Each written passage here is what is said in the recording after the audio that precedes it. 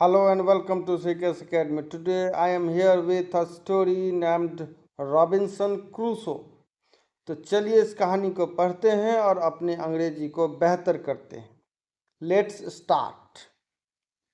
Robinson Crusoe जो इस कहानी का शीर्षक है, यह किसी व्यक्ति का नाम है. हम इसके विषय में पढ़ेंगे कि इसकी कहानी क्या है. इसके साथ साथ अपनी वोकैबुलरी को मजबूत करेंगे. Robinson Crusoe was a boy who loved the sea. Robinson Crusoe एक लड़का था जिसे या जो समुद्र से बहुत प्रेम करता था. He wanted to become a sailor. Seller का अर्थ होता है नाविक. तो वह एक नाविक बनना चाहता था. Want मतलब चाहना, wanted want का पास्ट फॉर्म है. But his father would not permit him to do that. Permit का आज्ञा देना, परमिट का अर्थ होता है आज्ञा देना. लेकिन उसके पिता ने उसे ऐसा करने की आज्ञा नहीं दी. टू डू दैट यानी कि ऐसा करने की, तो ऐसा करने की आज्ञा नहीं दी. सो इसलिए Robinson run away from home. Run away मतलब भाग जाना. इसलिए रॉबिन्सन घर से भाग गया. He went on a ship as a cabin boy. और वह एक जहाज पर केबिन बॉय के रूप में रह गया, अर्थात रहने लगा. केबिन बॉय यानी कि नाव पे या जहाज पर छोटा मोटा काम करने के लिए जो रहता है लड़का, उसको केबिन बॉय कहते हैं. तो वह जहाज पर केबिन बॉय के रूप में रहना शुरू कर दिया. टाइम पास्ड, समय बीता. Robinson become a young man. Robinson अब एक युवा व्यक्ति बन गया. He was now a clever seller. अब वह एक चतुर नाविक बन गया था. क्लेवर मतलब होता है चतुर और सेलर का अर्थ होता है नाविक. His ship went to many countries. Countries का मतलब हुआ देश और मेनी मीन्स बहुत. उसका जहाज कई एक देशों में गया था. He was on the sea most of the time.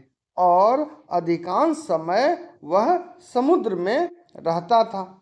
One day there was a storm in the सी.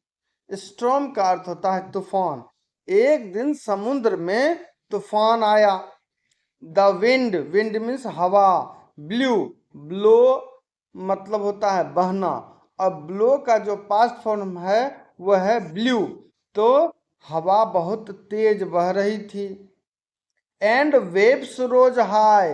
रोज जो है राइज का पास्ट फॉर्म है.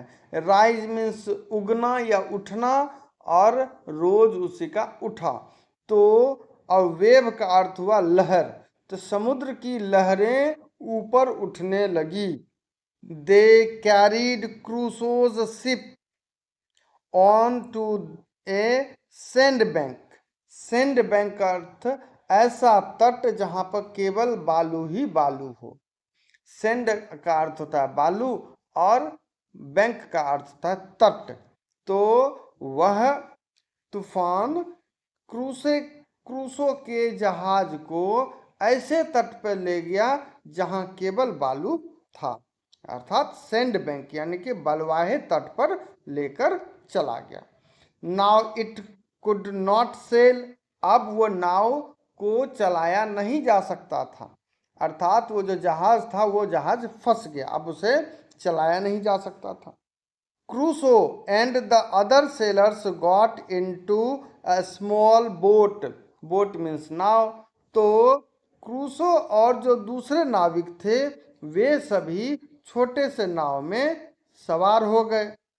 But they could not reach land.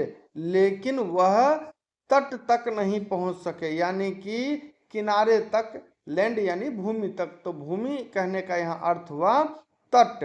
तो लेकिन वह तट तक यानी किनारे तक नहीं पहुंच सके. Their boat sink. Sink means होता है डूबना, SINK, और उसका जो पास्ट फॉर्म है वो होता है सिंक. तो देयर बोट, उन लोगों का नाव डूब गया। द अदर सेलर्स डाइड, जो दूसरे नाविक थे वे सभी मर गए। ओनली क्रूसो वाज सेव्ड, केवल क्रूसो बचा। ही स्वम टू द शोर, यहाँ शोर का अर्थ भी किनारा हुआ।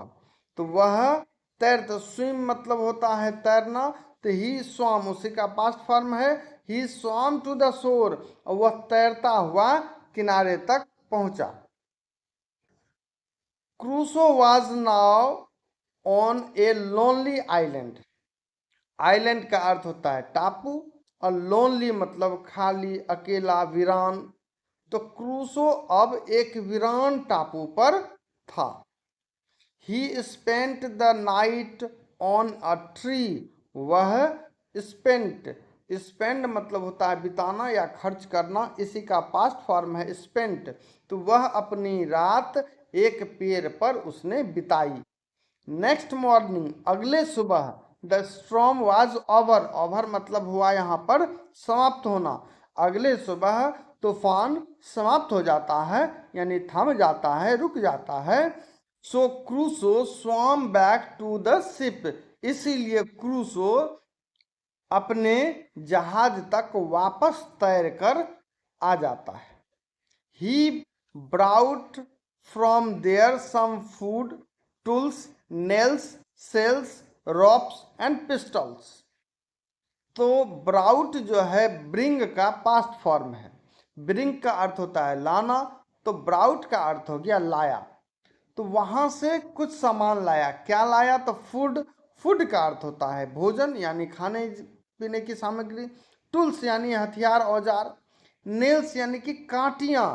सेल्स यानी जिससे नाव खेवा जाता है, यानी खेवन, या पतवार जो होता है उसको भी सेल्स ही कहते हैं। जो बड़ा सा एक त्रिपाल नुमा होता है वो भी सेल्स ही होता है। रोप्स यानी रस्सियां, और पिस्टल्स यानी बंदूक। तो वह नाव से या जहाज से भोजन, हथियार, औजार, कांटियां, खेवन, रस्सी और पिस्टल जाकर लाया। Then he made a small house for himself and began to live there, तब जाकर उसने, मेक का अर्थ होता है बनाना, मेड जो है मेक का पास्ट फॉर्म है। तब उसने एक छोटा सा घर अपने लिए बनाया। हिमसेल्फ मतलब यहाँ अपने लिए या स्वयं के लिए बनाया।